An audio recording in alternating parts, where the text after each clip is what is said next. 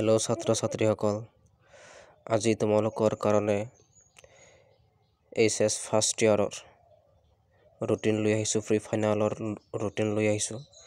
চ' তোমালোকে যিসকলে এক্সাম দিব গৈ আছা বা ৰুটিন পোৱা নাই বা পাইছা, সেইসকলৰ কাৰণে লৈ আহিছোঁ।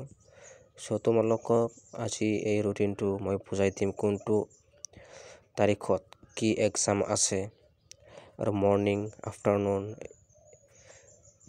কেতিয়া আছে সেইটো মই বুজাই দিম। চ' তোমালোকে চোৱা ডেট, তোমালোকৰ মাৰ্চত এক্সাম হ'ব। ডেট তোমালোকে চোৱা 21 তাৰিখ বৃহস্পতিবাৰে তোমালোকৰ এক্সাম আছে, ইংলিছ মৰ্ণিং আছে, ঠিক আছে।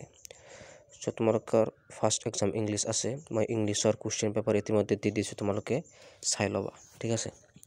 চ' তোমালোকে চোৱা 23 তাৰিখত ছেটাৰডে তোমালোকৰ মডাৰ্ণ ইণ্ডিয়ান লেংগুৱেজ মানে তোমালোকৰ এছামিছ আছে, ভাটিবেলা আছে, এইটো ঠিক আছে। তোমালোকে চাই ল'বা আৰু তোমালোকে নোট কৰি ল'বা, লিখি ল'বা তোমালোকৰ বহীত, ঠিক আছে। তাৰপিছত চোৱা তোমালোকে 27 তাৰিখত বুধবাৰে তোমালোকৰ মৰ্ণিং আছে ফিজিক্স। তাৰপিছত তোমালোকে চোৱা 28 তাৰিখত তোমালোকৰ যিসকলে জিঅ'গ্ৰাফী লৈছা সেইসকলৰ জিঅ'গ্ৰাফী আছে, তোমালোকে চোৱা আফটাৰনুন জিঅ'গ্ৰাফী আছে, মানে 1:30 পৰা 4:30 লৈকে, ঠিক আছে, মানে ভাটিবেলা যিটো সেইটো। তোমালোকে চোৱা এপ্ৰিলত আহি গ'ল। চোৱা তোমালোকে এপ্ৰিলৰ 1 তাৰিখত মানে সোমবাৰত তোমালোকৰ কেমিষ্ট্ৰি আছে, মৰ্ণিং আছে 9টাৰ পৰা 12টালৈকে। তাৰপিছত তোমালোকে চোৱা এপ্ৰিলৰ 3 তাৰিখত মানে বুধবাৰে তোমালোকৰ এনভাইৰনমেণ্টেল এডুকেশ্যন মানে তোমালোকৰ যিটো পৰিৱেশ পৰীক্ষা হয়, সেইটো তোমালোকৰ ফাৰ্ষ্ট ইয়াৰত হয়, বা কিছুমানৰ হয় কিছুমানৰ নহয়। চ' কোনসকলৰ হয়, যিসকলৰ হয় তোমালোকে কমেণ্টত লিখিবা যে আমাৰ হয়। চ' মই চাম যে কিমানজনৰ এই এক্সামটো হয়। এনভাইৰনমেণ্টেল এডুকেশ্যন 3 তাৰিখত আছে, তোমালোকে এইটো মিছ নকৰিবা, এইটো এক্সাম ধৰা হয়, ঠিক আছে। এইটো এক্সাম কিয় দিয়া হয়, মানে তোমালোকৰ মানে কিবা ছাবজেক্টৰ যদি নম্বৰ যদি কম পোৱা, এইটো ছাবজেক্টৰ পৰা তোমালোকৰ মানে এইটো এক্সামৰ পৰা এই এনভাইৰনমেণ্টেল এডুকেশ্যন মানে যিটো এক্সাম দিবা, এই এক্সামৰ যিটো নম্বৰ পাবা, সেই নম্বৰ তোমালোকক মানে যিটো ছাবজেক্টত কম পাইছা সেই ছাবজেক্টত তোমালোকৰ দিয়া হয়, ঠিক আছে। গতিকে তোমালোকে এইটো এক্সাম দিবা। তাৰপিছত তোমালোকে চোৱা 8 তাৰিখত এপ্ৰিলৰ 8 তাৰিখত মানে সোমবাৰত তোমালোকৰ বায়'লজি আছে, আফটাৰনুন মানে ভাটিবেলা আছে তোমালোকৰ, ঠিক আছে। তাৰপিছত তোমালোকে চোৱা একদম 10 তাৰিখত লাষ্ট এক্সাম তোমালোকৰ বুধবাৰে আছে, আৰু এইটো আছে ভাটিবেলা, মানে যিসকলে গণিত নহয় গণিত মানে মেথমেটিক্স। চ' তোমালোকে এই ৰুটিনটো তোমালোকে লিখি ল'বা,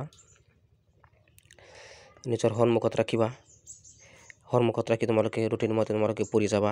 আৰু তোমালোকে চোৱা তলত এটা চাইন আছে, গতিকে এইটোৱে তোমালোকৰ মানে মেইন ৰুটিন হয়। তোমালোকে চোৱা ডেটটো দিয়া আছে ইয়াত 2024। চ' তোমালোকে এই ৰুটিন মতে তোমালোকে পঢ়ি তাৰপিছত তোমালোকে এক্সাম দিবা।